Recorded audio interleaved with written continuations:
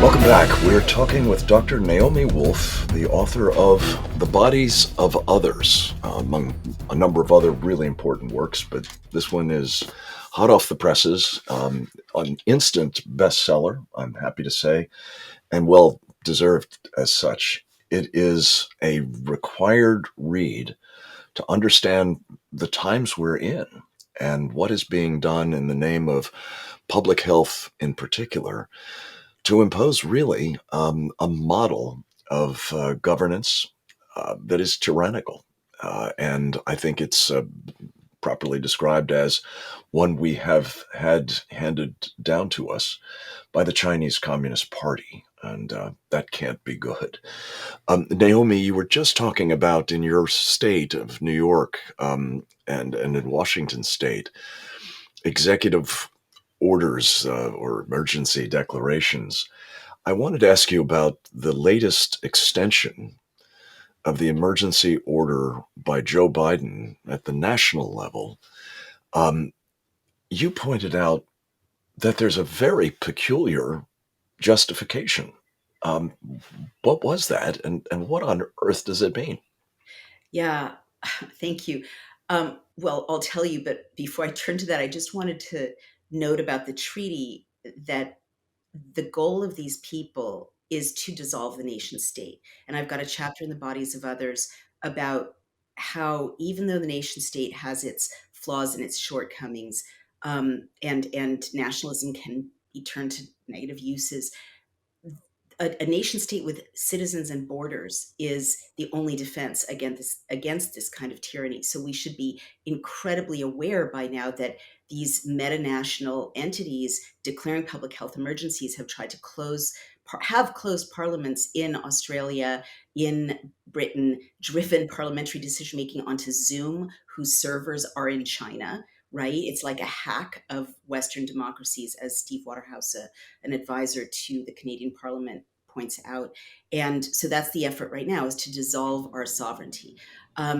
So you asked what was the pretext of the latest extension of emergency powers. Most people don't know that we are under emergency powers at a federal level right now. The coup has happened. This is why I keep saying there's a war on us, and it's already taken place. It's not in the future, it's now.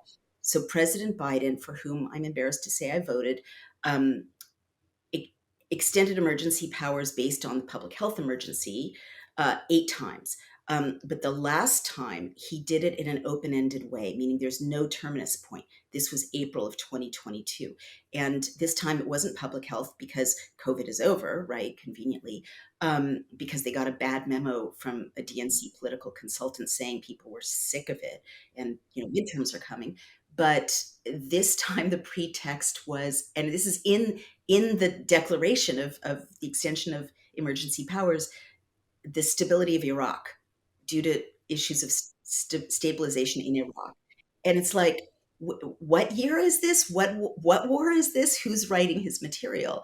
So they're not even hiding anymore. And there are 22 states, the last I checked, that are still under emergency law. And the reason this is so important, people have to understand, is that when you're under emergency law, things can be done to you. The Constitution is essentially suspended.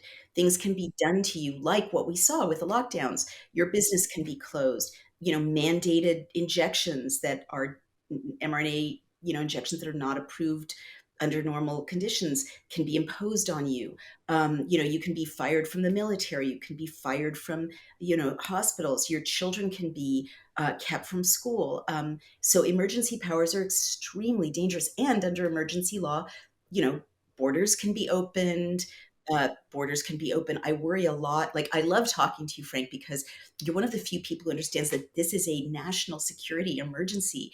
This is a national security issue. If we've got open borders to the south, and I'm pro legal immigration, I'm the daughter and granddaughter of immigrants, but we've got men flowing in from the south of fighting age, from Ukraine and from Afghanistan. We don't know where they're going. We've got mercenaries in Canada who are not identified, and I've had it confirmed that they are actually mercenaries. They're not local police or even local military. And Trudeau, reading from the same script, global script of tyranny, Hmm. declared martial law, Biden could open that border and flow those men in no time. Yes. We haven't even It talked. may be even happening now, It may be unbeknownst to us. Yeah. Naomi, indeed. listen, one of the things that just to wrap that part up, and then I want to turn to another very important contribution you've just made. This business about emergency orders, I think your warnings about it have been so trenchant in that once you've surrendered to it, it's very unlikely that you're going to get your freedoms back. And that's what's so alarming about this is, as you say, a DNC consultant's memo may have given a reduced profile to the imposition of all of this, but that's a temporary deal for sure, and Yes. they will be able to bring it back at will. That full China model, if they choose to do so, if we don't do something about it in the meantime. Right. You have written at Substack a very important piece. Again, I can't tell you how much I commend you for your courage in doing so, because you've looked afresh at one of the, I gather, sort of central tenets of your ideology in the past, namely that guns in the hands of citizens were a bad thing and should be removed.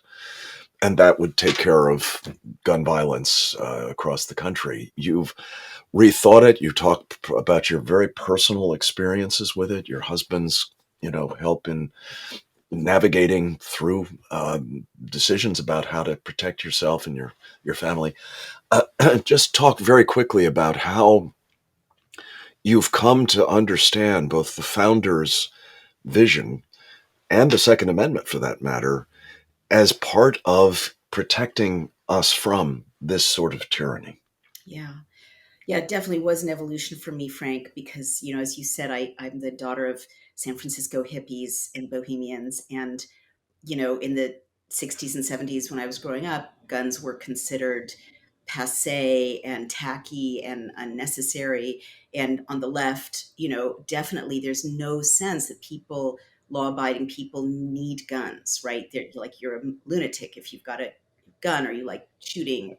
And and and, and guns are seen as very, very dangerous innately. Um, so there's a great effort toward supporting removing guns. Um, well, I have had an evolution, and I do go into it. It wasn't all at once, but I have been looking around the last 2 years at these great democracies where the rights and freedoms that, indeed, the written rights and freedoms, the Charter of Rights, European treaties on human rights, they were just switched off. Parliaments were just sent home. Quarantine camps were just built, and people were locked in their homes. On the China model, as you say, like turning off a light so easily. And the only reason that we in America are relatively more free and more democratic, still lowercase d, than Australia or Canada, or New Zealand, or um, Britain, and parts of Europe, is because of the Second Amendment, and there's no way around it. And also activists and our brilliant founders prescience in creating a state system where Texas and Florida can stay free even if you lose New York and California, hopefully temporarily.